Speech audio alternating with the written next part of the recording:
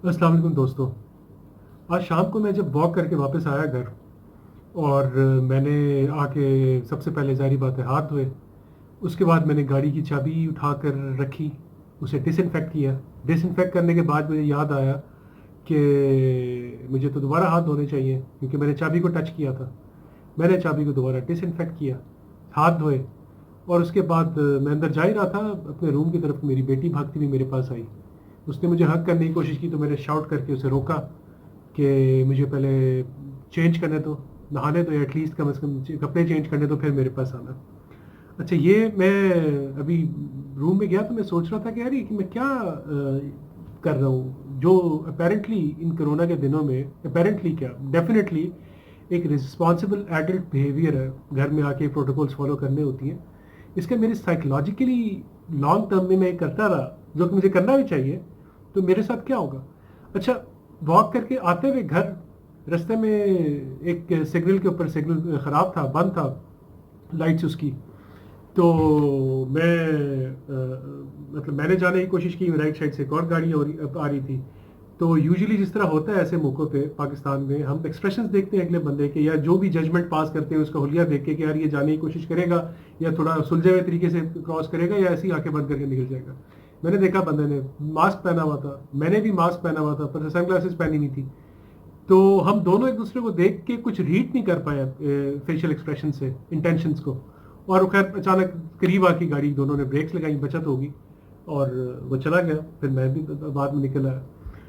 तो अच्छा, ये चीज़ें मैंने सोची तो मैंने बैठ के मैंने क्या लिस्ट डाउन करना शुरू करता हूँ कि क्या कुछ सोशल प्रॉब्लम्स या साइकोलॉजिकल प्रॉब्लम्स आना शुरू हो चुकी हैं मेरे अंदर शायद, और लॉन्ग टर्म में ये मेरे अंदर और मिलियंस एंड मिलियंस लोगों के अंदर ये प्रॉब्लम्स आएंगी। अच्छा, तो सबसे क्योंकि मेरे मेंटल हेल्थ का ऑलरेडी पाकिस्तान में हम लोग इतना जानते नहीं है, अवेयरनेस नहीं है हमें। और कई चीज़ें हैं जिन्हें हम फॉर ग्रांटेड लेते हैं, कुछ बिहेवियर्स को हम नॉर्मल समझते हैं, या कुछ अगर बहुत ही हम नेगेटिव बिहेवियर्स देखें ड्यू टू मेंटल इलनेसेस तो हम जजमेंटल हो जाते हैं लोगों के बारे में और उनके कैरेक्टर के ऊपर, उनकी मेंटल एबिलिटीज़ के ऊपर हम कोई ऐसी स्टेटमेंट दे देते हैं। यार ये एक लंबी बहस है, ये किसी और दिन के लिए। लेकिन मैंने जो लिस्ट डाउन करना शुरू किया, सबसे पहले तो बात करते हैं कि ये सारा जो फियर है क्यों है, ये बिहेवियर चेंज क्यों है। वो ये है कि कोरोना है, कोरोना से क्या डर है कि हम मर सकते हैं। तो सबसे पहले आ जाता है फियर ऑफ डेथ। इसे एक बड़ा मुश्किल से नाम है इसका, टेनेटोफोबिया शायद कहते हैं। अच्छा, पहला फोबिया तो ये है कि डेथ के बारे में कांस्टेंट, जब मोबाइल भी अपना ओपन करता हूँ, मैं किसी को कॉल करता हूँ तो मुझे एक आवाज़ सुनाई देती है कि कोरोना वायरस ख़तरनाक है।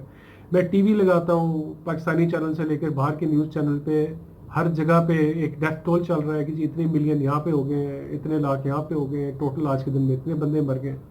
तो ये कांस्टेंट हमारे ब्रेन में जा रहा है और ये जाहिर बात है हमारी एंजाइटी को, फियर ऑफ डेथ को बढ़ा रहा है। पहली चीज़ तो ये होगी। अच्छा, दूसरी चीज़ मास्क। पहले मैं क्लियर कर दूं कि मास्क, अब तो जितनी भी रिसर्चेज लेटेस्ट आ रही हैं, मास्क बहुत ज़्यादा प्रिवेंट कर रहे हैं कोरोना वायरस फैलने को, इसलिए मास्क पहनना बहुत ज़्यादा इंपॉर्टेंट है। तो हैविंग सेड दैट, मास्क पहनने से क्या प्रॉब्लम्स हमें हो रही हैं, जिस तरह मैंने जिक्र किया छोटा सा भी, मैं जो गाड़ी में इंसिडेंट मेरे साथ हुआ। देखिए, जब कोई 5 महीने का बच्चा भी होता है ना, अकॉर्डिंग टू रिसर्च, 5 महीने के बच्चे के अंदर भी इतनी कैपेसिटी होती है कि वो जो एडल्ट उसके करीब होता है उसके फेशियल एक्सप्रेशन से वो फ्रेंड और फो में जज कर सकता है या देख सकता है कि जी किसका बिहेवियर मेरे साथ फ्रेंडली है, किसका मेरे साथ फ्रेंडली नहीं होगा, कौन स्माइल दे रहा है, कौन गुस्से से देख रहा है। इवन यहाँ तक भी रिसर्च हुई है कि कौन जो एथनिक एक डिफरेंट बैकग्राउंड से है। जाहिर बात है बच्चा अपनी फैमिली में अपने कलर के, अपने बालों, अपनी आंखों के लोग देखता है, जो डिफरेंट एथनिसिटी का बंदा उसके सामने आता है, उसके लिए बच्चा थोड़ा सा फियरफुल होता है।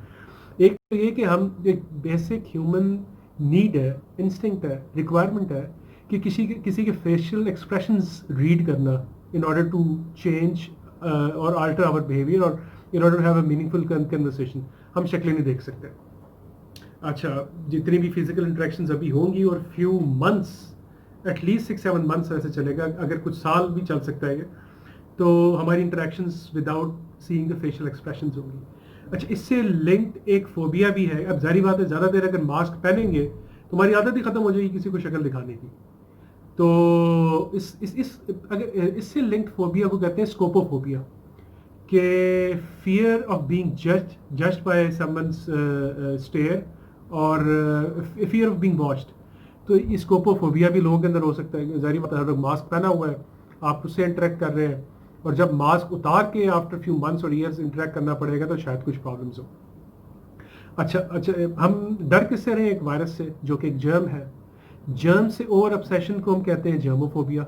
अच्छा, आज से पहले इस वायरस से पहले मेरे सामने भी ऐसे एग्जाम्पल्स आपके सामने भी होंगे, जो बहुत लोग ऑब्सेस्ड होते थे, यार किसी के झूठा नहीं पीना, कोई बाहर से ऐसी ठेले वाले से कोई चीज़ लेके नहीं खानी, पानी सिर्फ मिनरल वाटर ही पीना है। तो वो चीज़ पहले तो शायद हमें हमारी सोसाइटी में लगता था कि यार ये बहुत मम्मी डैडी बच्चे हैं जो लोग इस तरह करते हैं, ये बहुत नाजुक है। अब ये रिक्वायरमेंट है हमारी सर्वाइवल की, तो ये जर्मोफोबिया भी हो सकता है।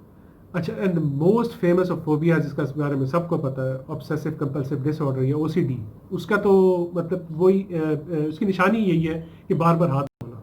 अब तो हमें बताया जा रहा है कि कोरोना वायरस से बचने का एक वाहिद तरीका ये है कि अपने हाथों को साफ रखें और हाथ हर थोड़ी देर बाद धोएं। तो जितनी भी ये साइकोलॉजिकल प्रॉब्लम्स और बिहेवियर का कोरिलेशन होता है, ये बोथ वेज चलता है। यानी कि जो इसका एंड रिजल्ट है, जो बिहेवियर है, ड्यू टू साइकोलॉजिकल प्रॉब्लम वो बिहेवियर भी हो सकता है, या ड्यू टू रेपिटेटिव बिहेवियर वो साइकोलॉजिकल प्रॉब्लम भी हो सकती है। फॉर इंस्टेंस, अगर कोई बंदा बहुत ज़्यादा डरने के एक्सप्रेशंस बनाएगा, अपने फेशियल एक्सप्रेशंस ऐसा करेगा जैसे उसे डर लग रहा है, तो उसे वाकई डर लगना शुरू हो जाएगा। या एक कॉन्फिडेंट नज़र आने की अगर आप कोशिश करते हैं, इसके ऊपर भी बड़ा लोगों ने किताबें लिखी हुई हैं कि अगर आप पावर पोज फॉर एग्जांपल जिसे कहते हैं, कि अगर आप पावर पोज करेंगे, हाथों को चौड़ा करके अपने आप को देखें 5 मिनट, तो उसके बाद आप जाएंगे पब्लिक स्पीकिंग के लिए, तो आपको आसानी होगी, आप कॉन्फिडेंट हो जाएंगे।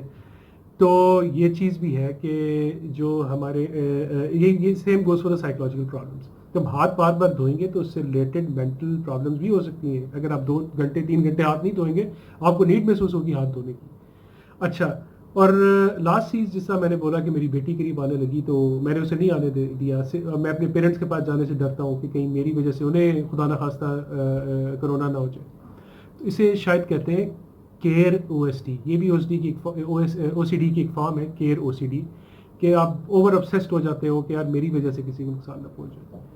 तो ये 4-6 चीज़ें हैं जो अभी मैंने लिस्ट डाउन की, और भी कई होंगी, जारी बात है। I am not a professional psychologist, मुझे सिर्फ थोड़ा बहुत बुक्स पढ़ के इन चीज़ों में इंटरेस्ट है, तो इन चीज़ों का पता है।